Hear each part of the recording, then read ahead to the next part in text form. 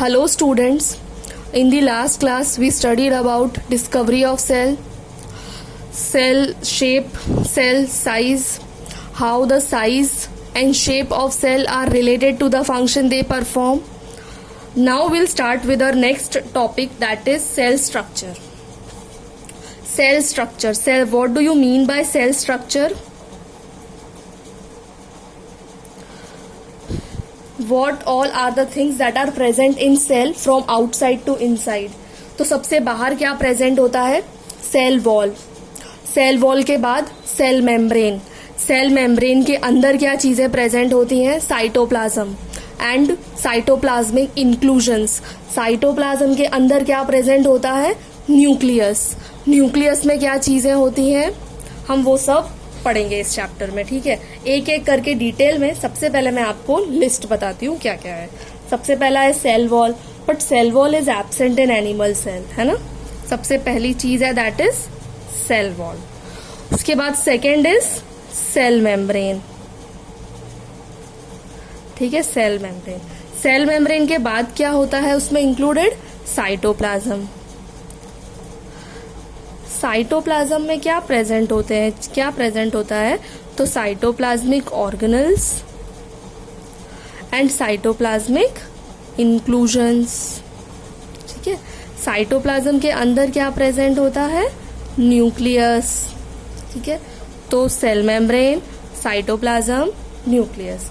Organelles. What are the organelles present in cytoplasm of cell? Organelles are mitochondria. Mitochondria क्या है? Power house.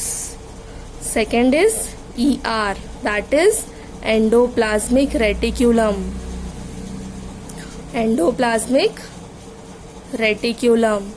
After that Golgi body. Golgi body. What is Golgi body? It is the secretory organelle of cell.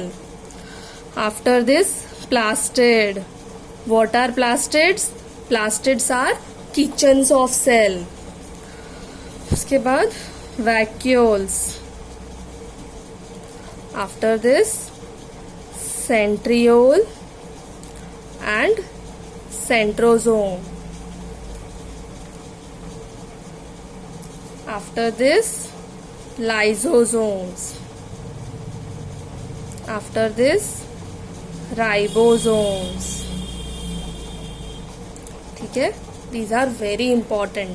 उसके बाद क्या होता है? Cytoplasmic organelles हमने देखे. ठीक है, इंक्लूजन्स क्या होता है? तो inclusions are the non living substances present in cell. Inclusion क्या है? Non living substances that are present in cell. यहां पर हम इंक्लूजन्स देखते हैं. What are cytoplasmic inclusions? They are non living substances present in cell. Non living substances present in cell. वो क्या होंगे नॉन लिविंग सब्सटेंसेस? जैसे कि storage material like starch, oil,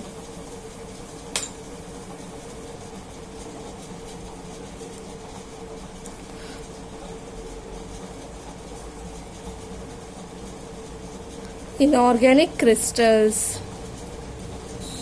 stored nutrients. ठीक है, इंक्लूजन्स क्या है? दे are non living substances present in cell. Non living substances, इनके पास कोई बाउंड्री भी नहीं है. For example stored nutrient, starch, oil, inorganic crystals. ठीक है, दीज आर साइटोप्लाज्मिक इंक्लूजन्स. अब न्यूक्लियस में क्या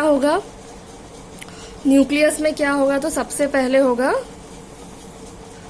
न्यूक्लियर मेम्ब्रेन.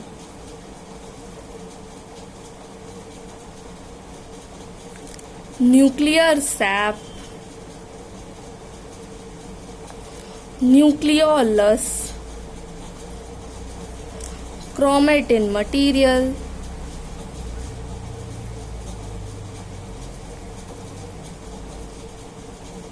ठीक है, सेल स्ट्रक्चर. इसके अलावा एक और चीज होती है that is cytosol. What do you understand by cytosol? Cytosol is the fluid that remains in cell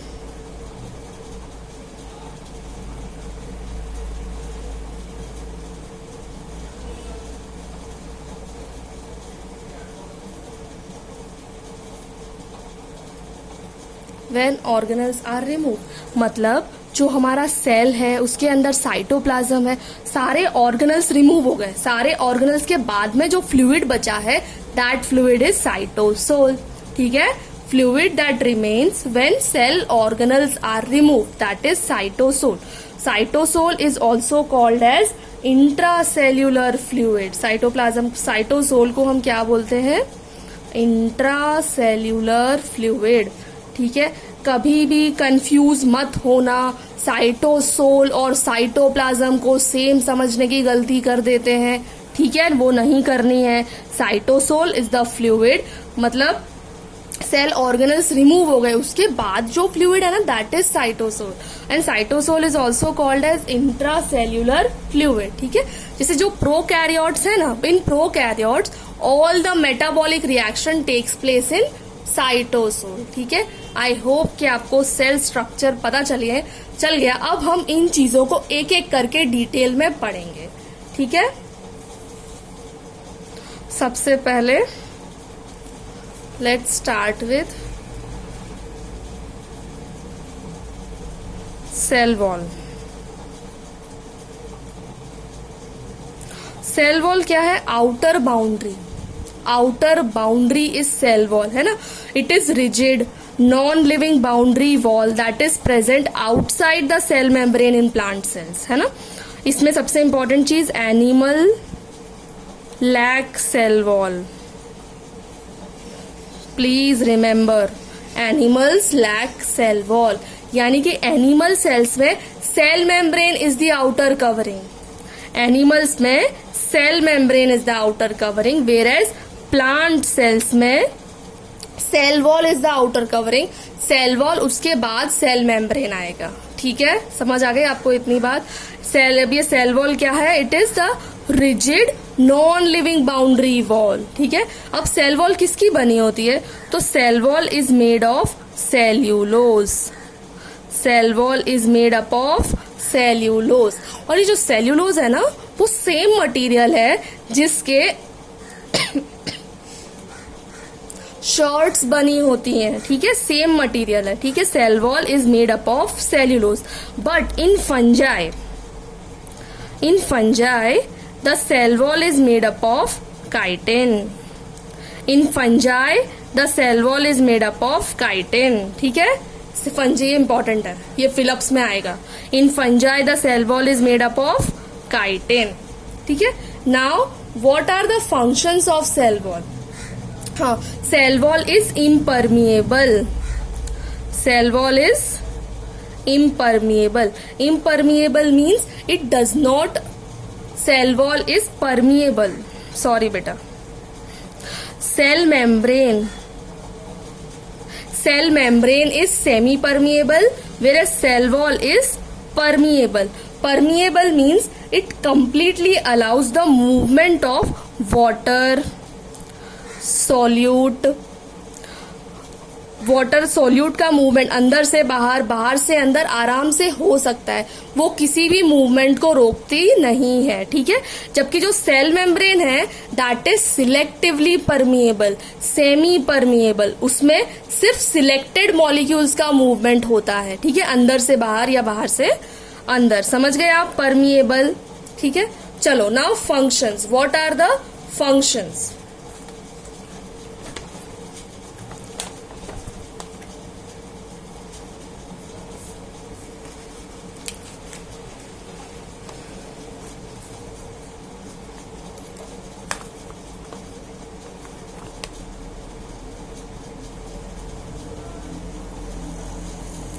तो फंक्शंस क्या होगा? It provides rigidity, strength and definite shape to the cell. Rigid है, रिजिड लेयर तो obvious है वो rigidity provide करेगी। Rigidity, structural strength and definite shape. और second चीज परमिएबल है, परमिएबल की वजह से ट्रांसपोर्टेशन ऑफ सब्सटेंसेस होगा, परमिएबल है इसीलिए transportation of substances across it. ठीक है, फंक्शंस क्या हो गए, cell wall it provides rigidity, structural strength and definite shape to the cell. और दूसरा परमिएबल है, इट इज फुल्ली परमिएबल, इसलिए it provides transport of substances across it. ठीक है, चलो अब नेक्स्ट क्लास में हम सेल मेम्ब्रेन से स्टार्ट करेंगे, सभी चीजों को एक एक करके करना पढ़ना। ठीक है, चलो तब तक के लिए गुड बाय, टेक केयर।